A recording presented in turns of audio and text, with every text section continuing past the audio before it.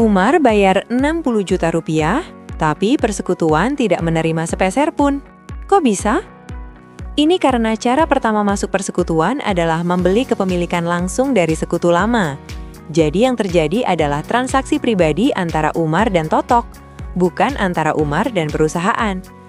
Totok dan Agil awalnya masing-masing punya modal sebesar 200 juta rupiah dengan rasio laba 50/50. Umar sepakat membeli 30% kepemilikan Totok. Artinya, sebesar 30% dikalikan 200 juta rupiah sama dengan 60 juta rupiah. Itulah yang ditransfer dari modal Totok ke modal Umar. Penting banget dipahami, berapapun Umar membayar ke Totok secara pribadi, itu urusan mereka berdua. Mau Umar bayar 80 juta rupiah, mau 50 juta rupiah, persekutuan tidak peduli. Yang dicatat persekutuan hanya perpindahan modalnya saja, sebesar 60 juta rupiah. Analoginya, kayak kamu beli tiket konser dari teman yang mau jual. Uangnya ke teman kamu, bukan ke panitia konsernya. Jadi perusahaan tidak kaya, tidak miskin, yang berubah hanya siapa pemiliknya.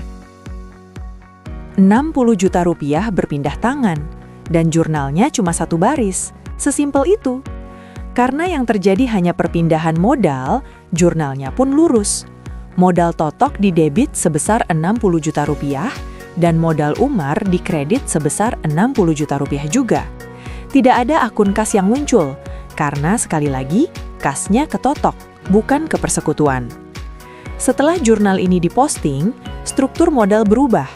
Modal Totok turun dari 200 juta rupiah menjadi 140 juta rupiah, proporsinya jadi 35%.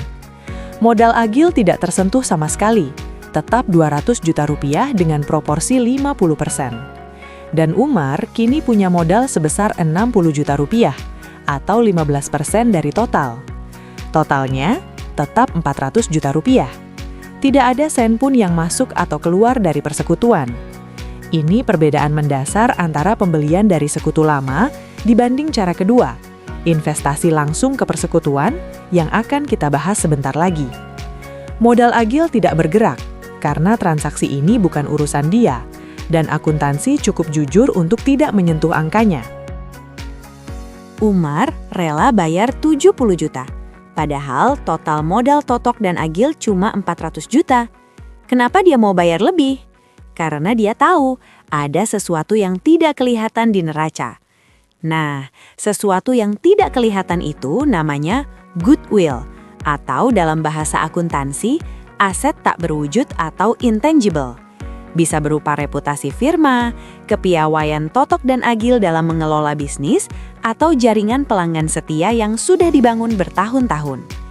Karena Umar mengakui keunggulan ini, Totok dan Agil sepakat untuk menaikkan nilai aset persekutuan.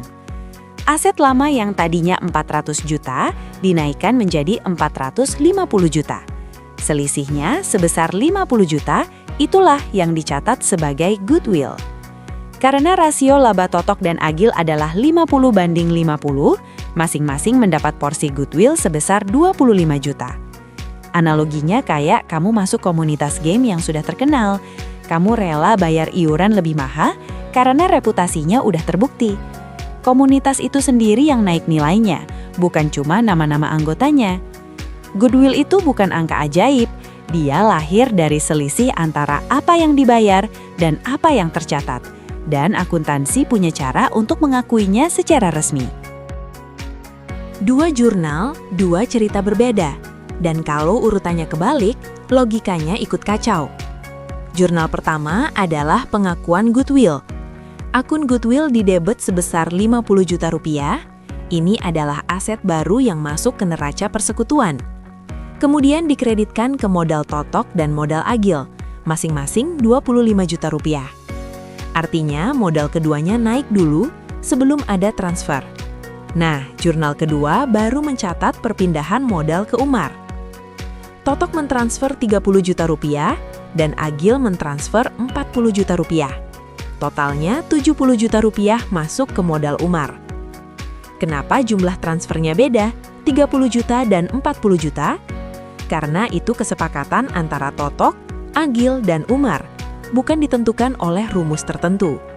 Ini kayak kamu dan teman patungan beli hadiah ulang tahun teman lain. Siapa bayar berapa? Itu urusan kesepakatan, bukan harus rata. Yang penting totalnya 70 juta rupiah sesuai yang dijanjikan ke Umar.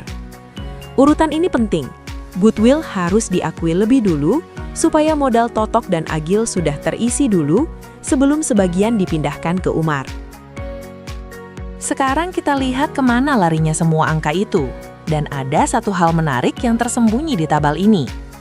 Dari aset neto awal 400 juta rupiah, setelah goodwill diakui, totalnya naik jadi 450 juta rupiah. Totok dan Agil masing-masing naik sebesar 25 juta rupiah, jadi 225 juta rupiah. Setelah itu baru terjadi transfer. Totok melepas 30 juta rupiah dan Agil melepas 40 juta rupiah. Semuanya masuk ke Umar. Hasil akhirnya, Totok punya modal sebesar 195 juta rupiah atau 43,33%. Agil sebesar 185 juta rupiah atau 41,11%. Dan Umar sebesar 70 juta rupiah atau 15,56%.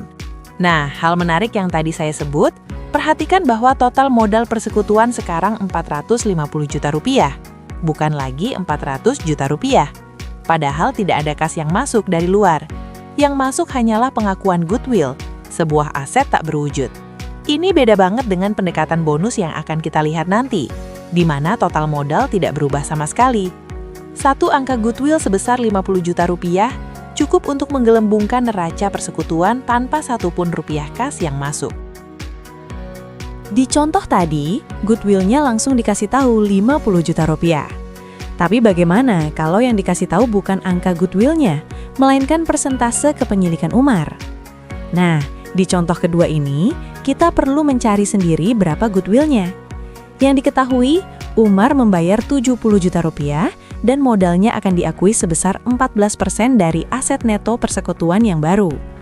Logikanya dibalik. Kalau 70 juta rupiah itu adalah 14%, maka total aset neto baru yang seharusnya adalah 70 juta rupiah dibagi 14%. Hasilnya 500 juta rupiah. Sekarang kita sudah tahu total yang seharusnya adalah 500 juta rupiah. Sementara aset neto lama hanya 400 juta rupiah. Selisihnya sebesar 100 juta rupiah, itulah goodwill yang harus diakui. Dengan rasio laba 50 kali 50, masing-masing Totok dan Agil mendapat goodwill sebesar 50 juta rupiah. Ini kayak kamu tahu potongan harga 14% dan harga setelah diskon. Dari situ kamu bisa hitung harga aslinya. Logikanya sama persis. Rumusnya sederhana. Bagi setorannya dengan persentasenya dan kamu langsung dapat total aset neto yang seharusnya. Goodwill-nya 2 kali lipat dari contoh sebelumnya. Dan efeknya ke neraca langsung kelihatan. Jurnalnya mengikuti pola yang sama dengan contoh 1, hanya angkanya berbeda. Goodwill sebesar 100 juta rupiah di debit, lalu dikreditkan ke modal Totok dan modal Agil masing-masing 50 juta rupiah. Setelah itu, transfer modal ke Umar dicatat. Kali ini sama besar, masing-masing 35 juta rupiah dari Totok dan Agil. Totalnya 70 juta rupiah masuk ke modal Umar. Lihat tabelnya. Aset neto persekutuan melonjak dari 400 juta rupiah menjadi 500 juta rupiah setelah goodwill diakui. Setelah transfer, Totok dan Agil masing-masing memegang 215 juta rupiah atau 43%. Sementara Umar memegang 70 juta rupiah atau tepat 14%, sesuai kesepakatan awal. Bedakan ini dengan contoh 1 tadi. Di sana total modal hanya naik ke 450 juta rupiah karena goodwill-nya lebih kecil, 50 juta rupiah. Di sini naik ke 500 juta rupiah, karena goodwill-nya 100 juta rupiah. Semakin besar persentase yang dijanjikan ke sekutu baru dengan setoran yang sama, semakin besar goodwill yang harus diakui, dan semakin besar neraca yang menggelembung. Kasus yang sama persis, Umar masuk dengan 14%, tapi kali ini neraca tidak ikut menggelembung. Apa bedanya? Bedanya ada di pendekatan yang dipilih. Di metode bonus, tidak ada revaluasi aset, tidak ada akun goodwill yang dimunculkan. Aset neto persekutuan tetap 400 juta rupiah, titik. Yang dihitung hanya, berapa modal yang harus diakui untuk Umar? Jawabannya simpel, 14% dikalikan 400 juta rupiah sama dengan 56 juta rupiah. Nah, 56 juta rupiah ini didapat dari mana? Dari transfer modal sekutu lama. Karena transfernya diasumsikan sama besar, Totok dan Agil masing-masing melepas 28 juta rupiah. Totalnya, 56 juta rupiah masuk ke modal Umar. Bandingkan dengan metode goodwill di contoh 2 tadi. Di sana modal Umar diakui 70 juta rupiah karena asetnya dulu dinaikkan. Di sini cuma 56 juta rupiah karena asetnya tidak diutak-atik. Analoginya, metode goodwill itu kayak kamu restock penuh kulkas sebelum tamu datang. Semua kelihatan lebih besar. Metode bonus, kamu cuma atur ulang isi kulkas yang sudah ada. Tidak ada yang ditambah dari luar. Bonus bukan berarti lebih murah atau lebih buruk. Dia hanya lebih konservatif, dan neraja tetap bersih tanpa aset tak berwujud. 1 jurnal, 3 akun, selesai. Ini yang paling simpel dari semua skenario yang sudah kita lihat. Jurnalnya lurus banget. Modal Totok di debit 28 juta, modal Agil di debit 28 juta, dan modal Umar di kredit 56 juta. Tidak ada akun goodwill, tidak ada 2 jurnal terpisah, cukup 1 entry. Setelah diposting, tabel modalnya juga rapi. Totok turun dari 200 juta menjadi 172 juta, proporsinya 43%. Agil sama, turun jadi 172 juta atau 43%. Dan Umar mulai dengan 56 juta atau tepat 14%.